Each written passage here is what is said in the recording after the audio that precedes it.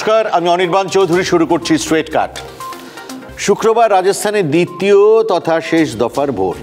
Om Birla, Gajendra Singh Shekhawat, CP Joshi, Ashok গেহলটের ছেলে বৈভব গেহলট ময়দানে এক ঝাঁক হেভিওয়েট প্রার্থী। মরু রাজ্যেও কি মোদি ঝড়, নাকি বিধানসভা নির্বাচনের ধাক্কা সামলে গেহলট পাইলট কংগ্রেসকে টেনে তুলতে পারবেন? সেসব দিকে তো আমাদের নজর যেরকম থাকবেই। তবে এখন আমি আপনাদের রাজস্থানের ভোটে এমন একটা ইস্যুর কথা বলবো যা ভারতে আর কোথাও নেই। গো বলায় যেমন গোরক্ষার সেন্টিমেন্ট, তেমনি মরু রাজ্যে উট নিয়ে মানুষ অসম্ভব সংবেদনশীল। তবে নানা কারণে রাজস্থান দিনে দিনে সেখানে উটের সংখ্যা কমে যাচ্ছে, যার ফলে শুধু উট পালকদের রুটি রুজিতেই টান পড়ছে না, মার খাচ্ছে মরু রাজ্যের অর্থনীতিও। আর তাই এবারের ভোটে রাজস্থানে অন্যতম ইস্যু উট।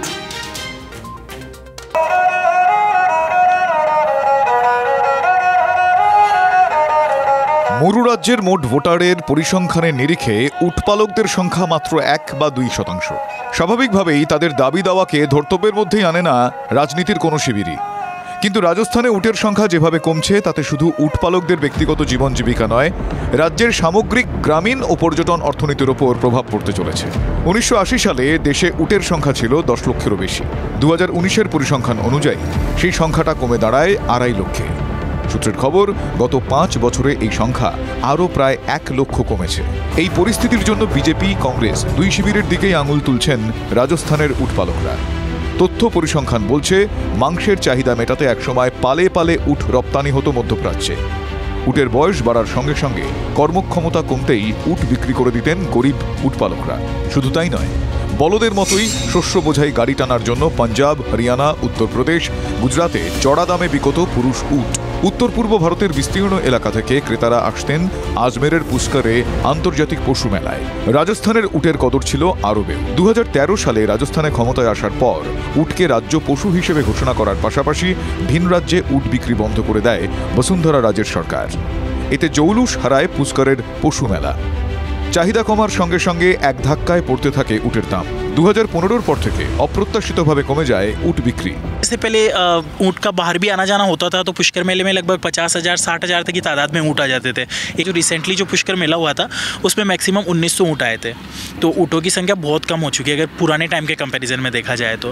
उसके अलावा दूसरा रीज़न वो भी है कि गवर्नमेंट ने एक अच्छी सोच के तहत उसको बंद किया था कि जो ऊँटों को कसाई खाने में कटन के अंदर जो लेके जाते हैं काटने के लिए, तो वो उससे बंद हो गया। लेकिन इससे एक नुकसान ये हो गया कि जो व्यापार के लिए भी लेके जाना चाहते थे, जैसे कि आज बड़े बड़े पार्क वगैरह में हमारे यहाँ से कोई खरीदना चाहता है तो उसके लिए काफ़ी लंबा प्रोसेस हो जाता है, जैसे परमिशन लेनी पड़ती है अलग अलग स्टेट से उसको ऊँट को निकालने के लिए। उसके बावजूद भी उसको ले जाने में ट्रांसपोर्टेशन में काफ़ी दिक्कतें आती है। ভিন রাজ্যে উট বিক্রি বন্ধ হয়ে যাওয়ায় ফল হয় হিতে বিপরীত। চাহিদা কমায় উটের জন্ম নিয়ন্ত্রণ করতে শুরু করেন অর্থনৈতিকভাবে দুর্বল আদিবাসী সম্প্রদায়ের মানুষ। তার প্রভাব পড়ে স্থানীয় অর্থনীতিতে। তার উপর বুড়ো উটের খাই খরচ জোগাতে হিমশিম খেতে হয় উটপালকদের। ये ऊँट पालने में खर्चा कितना है? ये रोज का होता है 700-800 रुपये। अच्छा, उतना आता है?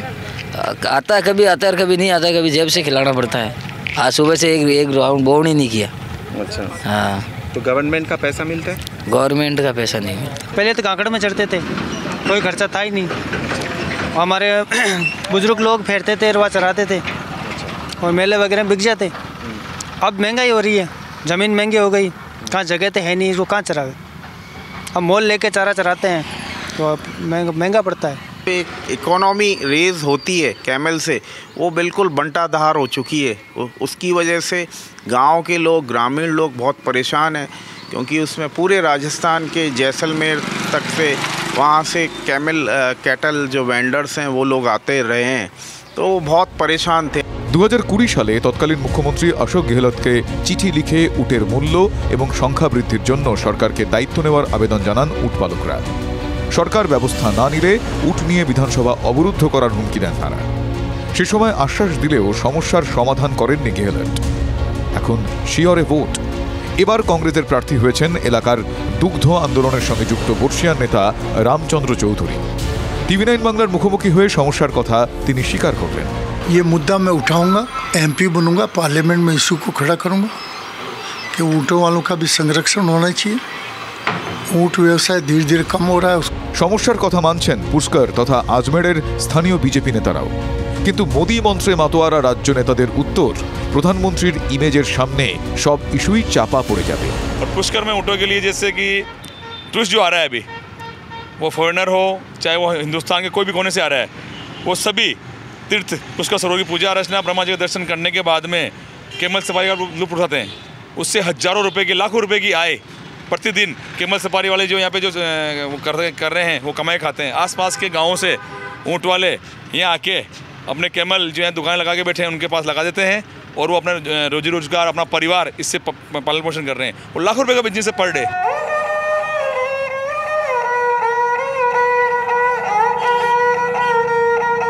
স্থানীয় মানুষদের বক্তব্য, যারা এই উটের ব্যবসার সঙ্গে জড়িত তারা কেউই শিক্ষিত নয়। ফলত এই সম্প্রদায়, বিশেষত পিছিয়ে পড়া সম্প্রদায়কে ঘিরে ভোটের সময় কোনো রাজনৈতিক দলই ভাবনা চিন্তা করছে না। অথচ এই উটকে ঘিরেই রাজস্থানের যাবতীয় পর্যটন, রাজস্থানের যাবতীয় অর্থনীতির চাকা প্রতি মুহূর্তে ঘুরছে। ফলত এই মানুষগুলোর জন্য ভাবনা চিন্তা আদৌ কোনো রাজনৈতিক দল লোকসভা নির্বাচনের আগে বা পরে করবে কিনা, সেই প্রশ্ন প্রত্যেকবারের মতোই অধরা থেকে যাচ্ছে। রাজস্থান থেকে ক্যামেরায় সিপিএস নাথের সঙ্গে জ্যোতির্ময় কর্মকার, TV9 বাংলা। স্ট্রেট কাট আজ এ পর্যন্তই।